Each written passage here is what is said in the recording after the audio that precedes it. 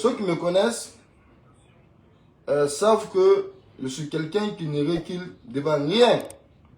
Parce que je n'ai jamais eu peur.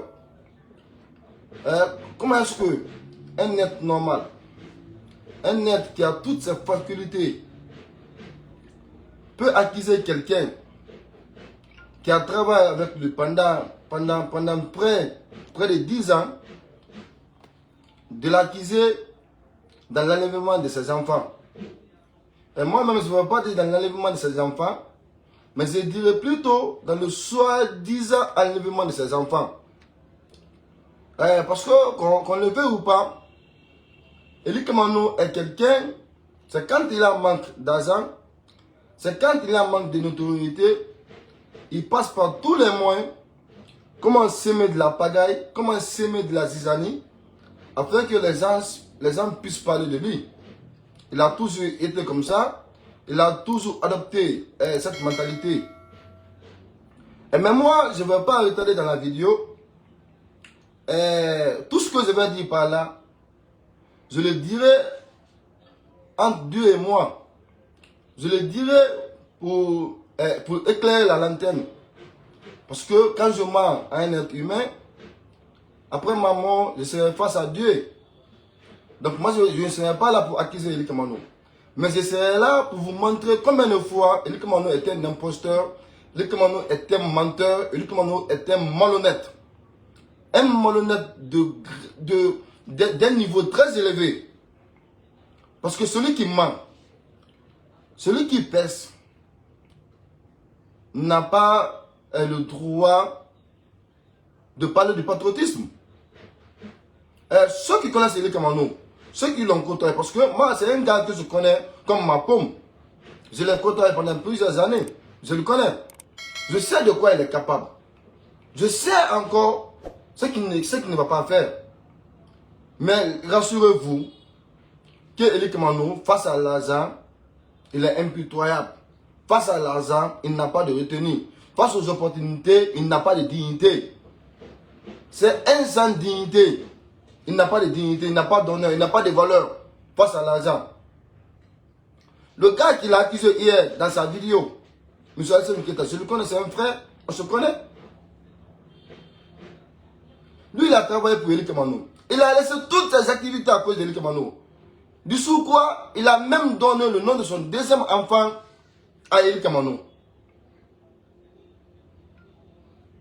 Mais un ingrat reste toujours un ingrat.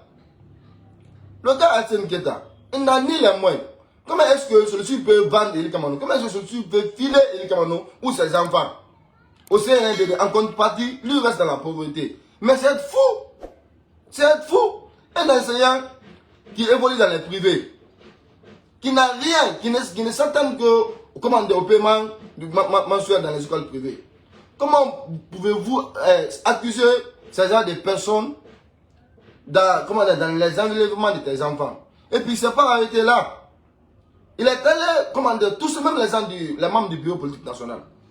Vous savez, depuis notre sortie, depuis qu'on a décidé de destituer Elie Kamano à la tête du PZSD, il s'est senti trahi, il s'est senti abandonné. C'est la raison pour laquelle il fait cette réplique. Parce que ça fait au moins près d'une semaine, on a décidé de tenir notre congrès le 25 janvier 2026. Donc à travers ce communiqué qu'on a fait sur notre page Facebook, sur la page officielle du parti, donc il est plus tranquille. Il passe par tous les moyens, comment déstabiliser les gens, comment créer du chaos au sein du parti. Mais rassurez-vous, dans cette vidéo, je vais décloter cet imposteur. Je vais décloter ce farfelu, ce menteur, ce malhonnête devant vous. Parce qu'il a des côtés horribles, des côtés sombres, qu'on a toujours protégé, qu'on a toujours gardé. Mais à un moment donné, parce qu'on a toujours enseigné, quand tu es avec un aveugle au milieu de la danse, des fois, il faut faire exprès de le tousser pour qu'il sache qu'il n'est pas seul dans la danse. Donc, Elie Kamano, il est arrivé à un niveau là où il ne devrait pas arriver. Si je me rappelle bien, en 2020, lors de l'élection présidentielle contre le troisième mandat. À l'époque, on était tous dans l'opposition. Moi, particulièrement, j'étais dans le FNDC. Eli Kamano, il avait été emprisonné avec quelques membres du parti à Djegedou. Maintenant, les hommes du RPE sont venus. On lui a proposé un montant de 700 millions de francs guinéens qu'il a finalement reçu. Il a reçu 700 millions, je dis bien. Il a reçu 700 millions dans les mains des hommes du RPZ pour apporter son soutien au troisième mandat.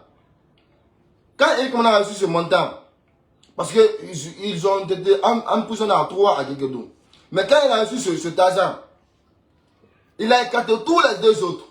Lui seul, il a bouffé les 700 millions. Même un franc, il n'a donné à qui que ce soit. En 2021, l'arrivée de Mamadi Doumbouya au pouvoir, ce même Eli Kamano a monté des projets. Il est parti soumettre ça à Mamadi Doumbouya.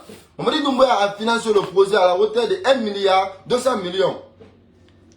Le conseil de cet événement ne m'a pas trouvé en Guinée. Maintenant, il y a eu certains soutiens des hautes personnalités, des dignitaires du pays, que je vais taire les noms. Tout l'argent que Eli Kamano a amassé dans ce projet, c'était près de 3 milliards de francs guinéens. Je dis bien, près de 3 milliards dans ce projet. Même un franc, il n'a pas donné aux membres du parti politique. Un franc, il n'a pas mis dans la caisse du parti politique. Maintenant, nous, on n'était pas là pour de l'argent parce qu'il n'a rien. Il n'a rien. Parce qu'on sait que son activité principale, c'est la musique. Et cette musique d'Eli Kamano n'est vendue nulle part si ce n'est pas en Guinée. Il ne gagne rien en musique. Ces musiques ne sont pas écoutées. Ni sur YouTube, ni sur Facebook, ni sur, sur les plateformes digitales. Donc, il n'obtient rien comme argent en espèces ici à travers sa musique. Mais nous, on l'a soutenu, on l'a accompagné. Je me rappelle bien, lors du congrès du mois d'avril 2025, moi, je n'étais pas en Guinée. Je n'étais pas en Guinée à cette époque. Eli Kamano n'était non plus pas là. C'est M. Alassane Keita et le président actuel par intérim, M. Mamadi Diallo, qui ont mis les mains dans la poche pour financer ce congrès. Ils ont tenu ce congrès jusqu'à ce qu'on a élu Eli pour un nouveau mandat de 5 ans. Il a été élu. Mais à travers ces agissements, à travers ces prises de position, égoïstes et sataniques contre la République de Guinée, on a adressé un mémo. Le mémo parlait de 6 axes. On a adressé un mémo. Et moi, quand même, moi, Ali Kabasso, qui me connaît, savent que je ne suis pas quelqu'un quand même qui cherche le prix du pain quand même. Donc, on a adressé le mémo. Le mémo lui a été adressé à travers les camarades qui étaient présents en Guinée à l'époque. Mais finalement, il n'a même pas pris le temps de lire le mémo. Il a insulté tout le monde. Au premier temps, on avait décidé de quitter tous dans le parti. Mais moi, j'ai conseillé mes amis. Je les ai dit, vouloir quitter le parti à cause d'un fraudeur, à cause d'un malhonnête, c'est de donner de la valeur. C'est lui qui a fauté. C'est lui qui prenait des décisions unilatérales à la tête du parti. C'est lui qui détournait l'argent dans la caisse du parti. Parce que les contributions qu'on a eu à faire, même quand moi je n'étais pas en Guinée, parce qu'on faisait des contributions mensuelles, et Eli Kamano en complicité, je dis bien, Eli Kamano en complicité avec le trésorier principal du parti, il a détourné l'argent. On a appelé le trésorier dit que Eli Kamano a pris l'argent, Eli Kamano a bouffé l'argent. Je dis bien, les contributions mensuelles du parti, des militants du parti, parce que chaque fin de mois, il y a un quota qui était demandé à l'interne par tous les membres du bureau politique national. Chaque fin de mois, c'est qui paye, comment dirais-je, cette contribution. Eli Kamano s'est permis de prendre cet argent et mettre dans sa gueule, et mettre sur ses fesses et manger ça. Après, c'est lui qui parle du patriotisme. C'est lui qui parle ici de détournement dans ce pays. Celui qui n'a pas pu gérer un parti politique. Celui qui n'a pas pu, celui qui a détourné les fonds du parti politique. Comment est-ce que celui-ci peut prétendre à être un patriote pour donner des leçons de morale à qui que ce soit dans ce pays-là? Eli Kamano est une honte nationale. Élie Commando était malhonnête de grand niveau, de haut niveau. Moi, je le connais, je l'ai pratiqué pendant des ans. Je le connais comme ma paume. Donc, ce que je suis en train de dire, si Élie sait que c'est de la fausseté, s'il sait que c'est du mensonge, qu'il me porte plainte, ou qu'il réplique contre moi, moi, j'ai beaucoup de sous contre cet homme. Mais des fois, quand vous travaillez avec des gens, malgré les petites divergences plutôt, ce n'est pas moi de mon devoir de mettre en nuit certains de ses secrets. Depuis notre divorce, depuis notre séparation, ça a été interdit à tout le monde de parler d'Élie Commando. On n'a pas fait, on ne l'a pas attaqué. Mais comment est-ce qu'un grand gars, un peu de famille peut mentir comme ça? Il ment sous les armes. Laissez-moi vous dire, Élie Commando il n'a pas les moyens de faire voyager ses enfants. Il n'a pas les moyens de faire voyager ses enfants. C'est la raison pour laquelle il a passé par tous les moyens de déstabilisation et des critiques négatives à l'encontre de Mamadi Doumbouya pour qu'il puisse avoir de l'asile du côté de la France pour ses enfants. C'est ça. C'est la seule raison. Je dis bien, c'est la seule raison.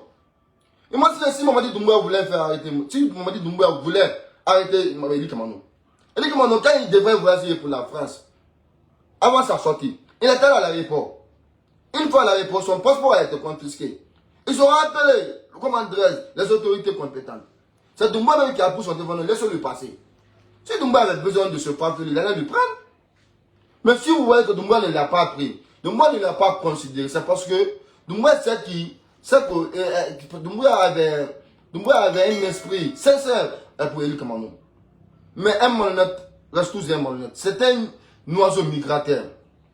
Je vous le jure, de Dadis jusqu'à Doumbouya, M. Élie Commando a reçu de l'argent à travers tous ses présidents. C'est un gars, on appelle le renard des palais. C'est un renard des palais. Quand un président vient, parce que des fois il a chanté des musiques engagées, à travers ça, il voit le président, lui il donne des miettes. Maintenant, quand ce argent finit maintenant, il se rebelle contre ce même président, contre ses bienfaiteurs. Sinon, ce que Doumbouya a fait pour lui, c'est trop. Parce que moi, si quelqu'un de mon rang, de mon niveau, aide ma maman pour m'acheter. Si un ami me fait ça pour m'acheter, sa maman avait fait AVC. Lui, il n'avait pas les moyens. À l'époque, il n'avait pas les moyens parce qu'il avait bouffé les 1 milliard 200 millions. Il n'avait pas les moyens. Et quand sa maman a fait AVC, c'est Doumbouya qui a pris le soin de sa maman en charge. Il a transporté sa maman en Turquie pour son traitement. Maintenant, tellement qu'Élie Commando c'est un ingrat, il se vante devant les gens. Non, Doumbouya c'est un ami. Doumbouya c'est un ami. Si tu veux conseiller ton ami, ou si tu n'es plus dans l'esprit de ton ami, il faut t'éloigner. Tu as son contact, mais il faut l'envoyer des messages de conseils. Parce qu'aucun humain n'est pas fait sur cette terre.